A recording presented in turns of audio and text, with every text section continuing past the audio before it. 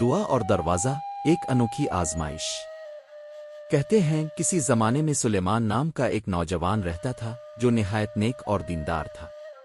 وہ ہمیشہ دعا کرتا تھا کہ اے خدا مجھے کامیابی دے، مجھے میری محنت کا صلہ دے، مگر اسے لگتا تھا کہ اس کی دعائیں قبول نہیں ہو رہی۔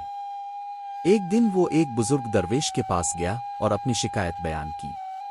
میں روز دعا کرتا ہوں مگر میری زندگی میں کچھ بھی بہتر نہیں ہو رہا۔ درویش نے مسکرا کر کہا، اگر تمہیں اپنی دعا کا جواب چاہیے تو شہر کے باہر وہ پرانا دروازہ دیکھو جو سالوں سے بند ہے اور اسے کھولنے کی کوشش کرو۔ سلیمان حیران ہوا مگر اس نے درویش کی بات مانی۔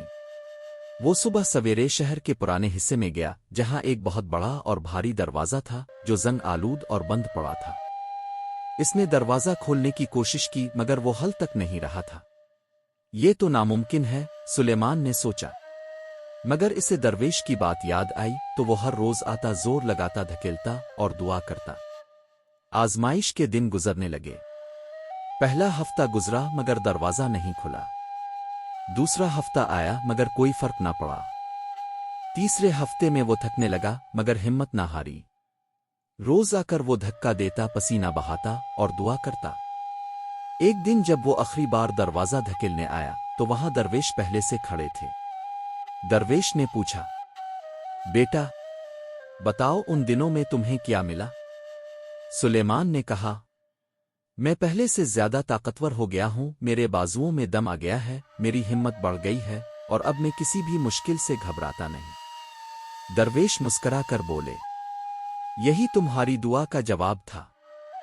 سلیمان حیران ہوا، مگر دروازہ تو نہیں کھلا۔ درویش نے کہا، بیٹا تم اللہ سے کامیابی مانگ رہے تھے مگر تمہاری کامیابی صرف اس دروازے کے پیچھے نہیں تھی بلکہ تمہاری محنت، ہمت اور صبر میں تھی۔ دعا ہمیشہ قبول ہوتی ہے مگر بعض اوقات اللہ ہمیں وہ نہیں دیتا جو ہم مانگتے ہیں بلکہ وہ دیتا ہے جو ہمیں حقیقت میں چاہیے ہوتا ہے۔ یہ سن کر سلیمان کی آنکھوں میں روشنی چمکنے لگی۔ اسے احساس ہو گیا کہ اصل کامیابی منزل میں نہیں بلکہ اس سفر میں ہے جو ہمیں مضبوط بناتا ہے۔ کبھی کبھی اللہ ہمیں وہ نہیں دیتا جو ہم چاہتے ہیں بلکہ وہ دیتا ہے جو ہمیں بہتر انسان بنا دے۔ مشکل وقت ہماری طاقت اور صبر کو بڑھانے کے لیے آتا ہے، نہ کہ ہمیں توڑنے کے لیے۔ محنت جاری رکھو، راستے خود بخود بن جائیں گے۔